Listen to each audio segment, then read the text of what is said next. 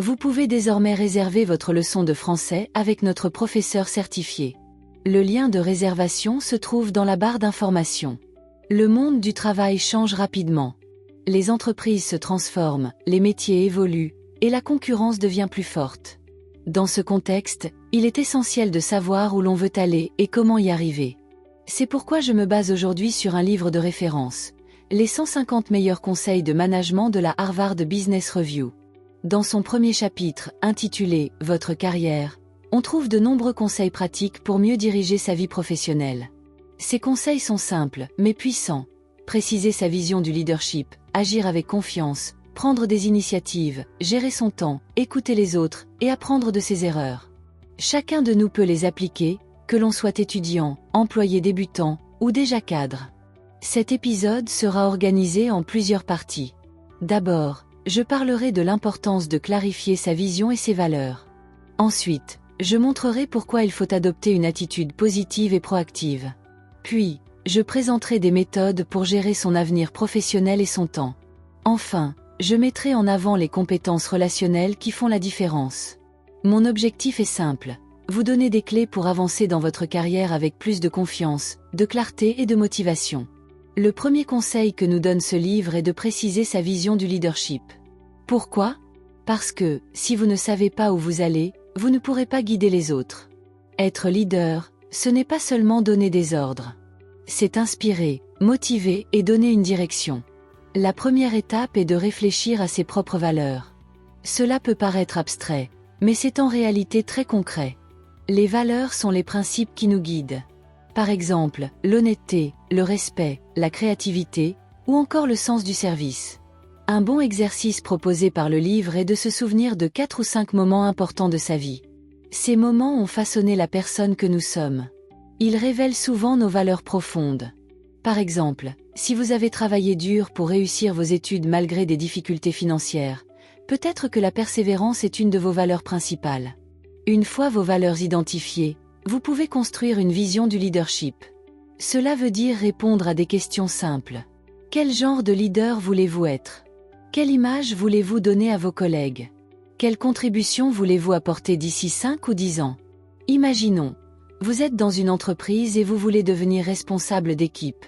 Votre vision pourrait être « Je veux être un leader qui aide les autres à progresser et qui crée une ambiance de confiance ». Cette vision guidera vos décisions, vos choix, vos actions. Le livre conseille aussi de trouver une image forte et motivante. C'est comme une boussole intérieure. Par exemple, un PDG peut se dire « Mon rôle est d'être le capitaine d'un navire. Je dois garder le cap, même quand la mer est agitée. » Cette image aide à rester concentré dans les moments difficiles.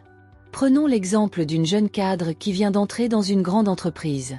Elle peut choisir entre simplement faire son travail, ou bien construire une vision plus large. Je veux devenir un modèle de leadership féminin dans mon domaine. Cette vision lui donne de la motivation et du courage pour progresser.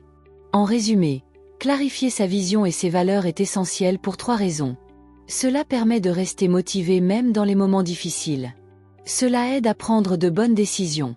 Cela inspire confiance aux autres, car les gens suivent plus facilement un leader qui sait où il va.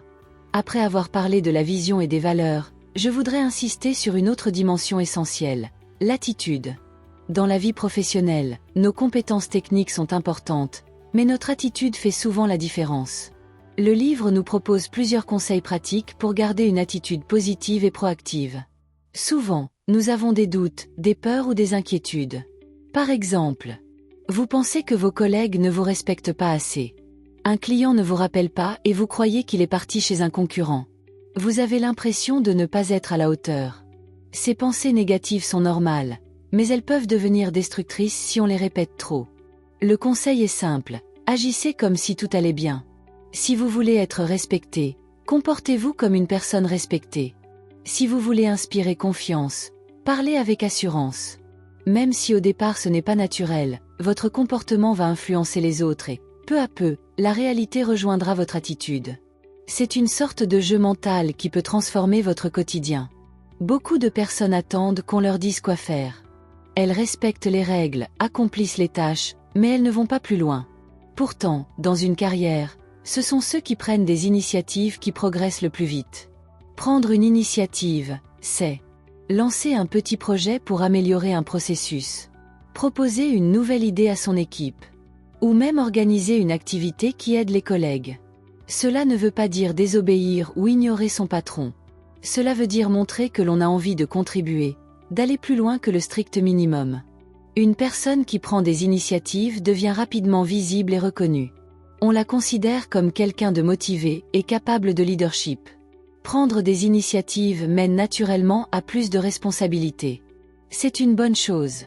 Beaucoup de jeunes employés pensent « Je n'ai pas assez de liberté, je ne peux pas décider ».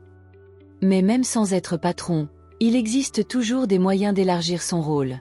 Par exemple, un employé peut proposer d'animer une réunion, de former un collègue, ou de gérer une petite partie d'un projet. Cela demande un effort supplémentaire, mais cela crée aussi des opportunités.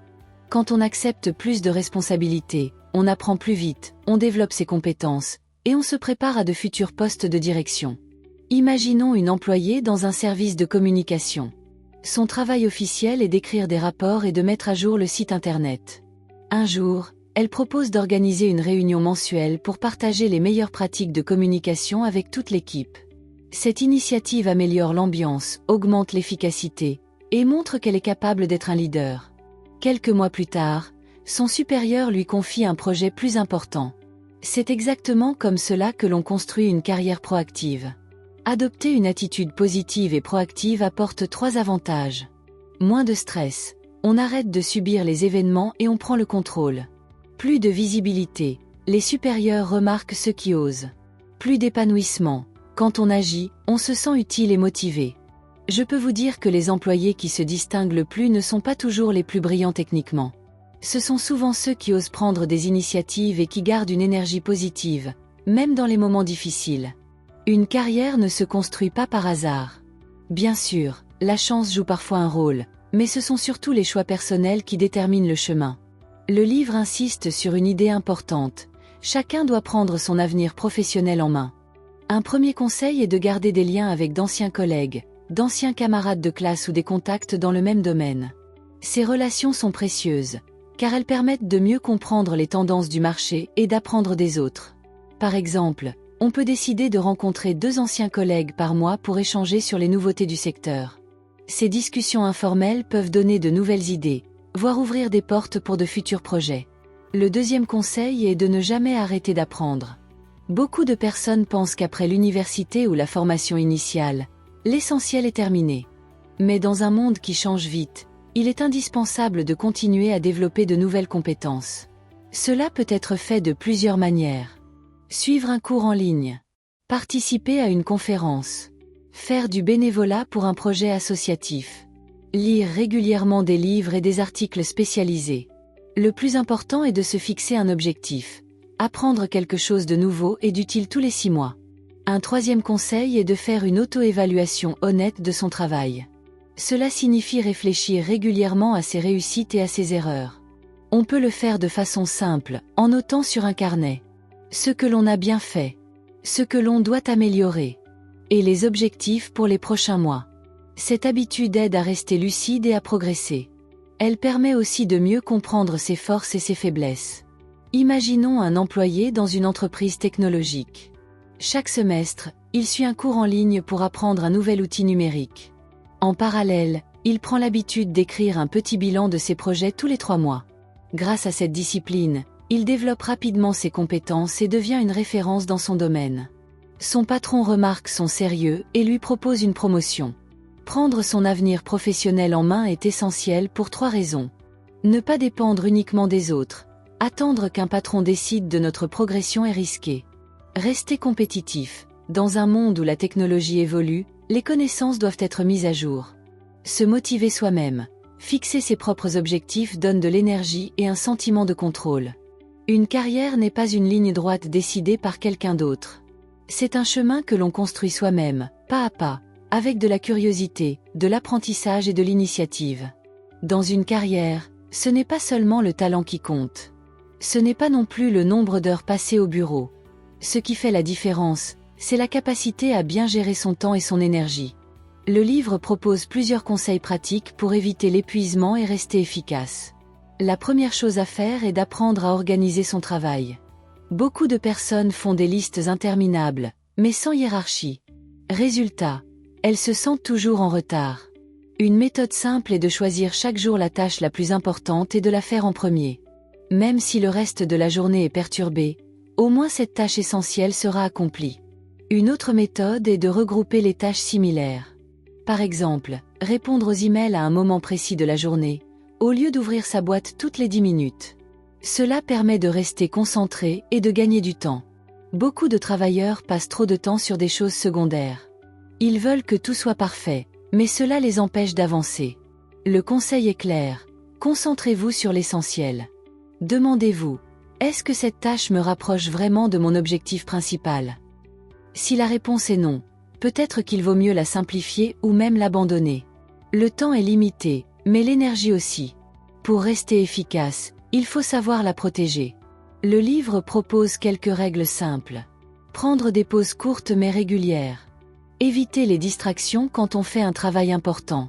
Dire merci aux autres, car la gratitude donne de l'énergie positive. Consacrer plus de temps aux activités que l'on aime et moins à celles qui nous fatiguent. Ces habitudes paraissent petites, mais elles changent beaucoup sur le long terme. L'un des grands dangers dans une carrière est le burn-out, c'est-à-dire l'épuisement professionnel. Cela arrive quand on travaille trop longtemps sans pause, quand on veut tout contrôler, ou quand on ne délègue jamais. Pour l'éviter, il faut apprendre à lâcher prise. Déléguer certaines tâches. Accepter que tout ne soit pas parfait. Et résister à la tentation de tout faire soi-même. Un leader fatigué n'est pas efficace, et un employé épuisé finit par perdre sa motivation. Imaginons un cadre qui travaille dans une grande entreprise. Il avait l'habitude de répondre à ses emails jusqu'à minuit et de ne jamais prendre de vacances. Résultat, il était stressé, irritable et moins productif. Après avoir suivi les conseils du livre, il a changé sa méthode. Il commence chaque journée par la tâche la plus importante. Il prend une pause toutes les 2 heures. Et il a appris à déléguer certaines responsabilités à son équipe. En quelques semaines, il a retrouvé de l'énergie et son efficacité a augmenté. Gérer son temps et son énergie est crucial pour 3 raisons. Éviter la fatigue et le stress. Une carrière est longue, il faut préserver ses forces. Améliorer la productivité. En se concentrant sur l'essentiel, on obtient de meilleurs résultats. Rester motivé. Quand on garde un bon équilibre, le travail devient plus agréable. Une carrière ne se construit pas seule. Même si l'on est très compétent, on a toujours besoin des autres, collègues, supérieurs, clients, partenaires. C'est pourquoi il est essentiel de développer de bonnes compétences relationnelles. Le livre insiste sur 2 points importants, savoir écouter et savoir utiliser la critique pour progresser. Beaucoup de personnes croient qu'elles écoutent, mais en réalité elles se contentent d'attendre leur tour pour parler. Écouter vraiment, c'est se concentrer sur ce que dit l'autre. Essayez de comprendre son point de vue. Et observez aussi le langage non verbal, gestes, ton, attitude. Par exemple, lors d'une réunion, écouter activement permet de mieux comprendre les besoins de ses collègues et d'éviter des malentendus. Cela crée aussi une atmosphère de respect et de confiance. La critique fait peur. Personne n'aime entendre qu'il a fait une erreur ou que son idée n'est pas parfaite. Mais la critique constructive est une grande opportunité.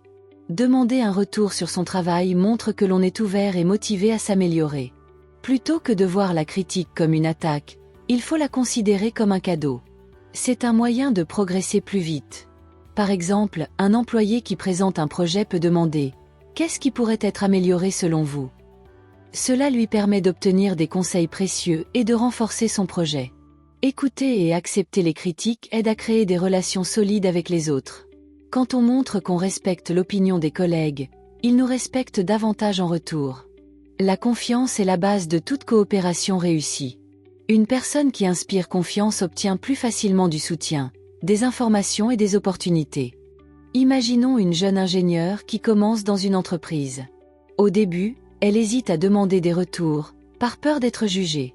Un jour, elle décide de présenter son travail à ses collègues et de leur demander leurs avis. Elle découvre que certains points pouvaient être améliorés. En suivant leurs conseils, elle améliore son projet et gagne le respect de l'équipe. Grâce à cette attitude, elle devient rapidement une collaboratrice appréciée. Développer des compétences relationnelles est indispensable pour 3 raisons. Mieux travailler en équipe. Un bon climat de communication augmente l'efficacité. Progresser plus vite. Grâce au retour, on corrige ses erreurs rapidement. Construire une bonne réputation. Les personnes respectueuses et ouvertes sont toujours mieux considérées dans le monde du travail. Dans ce résumé, nous avons parcouru les principaux conseils du premier chapitre du livre Les 150 meilleurs conseils de management de la Harvard Business Review. Ce chapitre, intitulé Votre carrière, nous invite à réfléchir à la manière de construire notre parcours professionnel. Nous avons vu qu'il est important de clarifier sa vision et ses valeurs, pour savoir où l'on va. Adopter une attitude positive et proactive, pour transformer les difficultés en opportunités. Prendre en main son avenir professionnel, en apprenant sans cesse et en s'auto-évaluant. Gérer son temps et son énergie, pour éviter l'épuisement et rester efficace.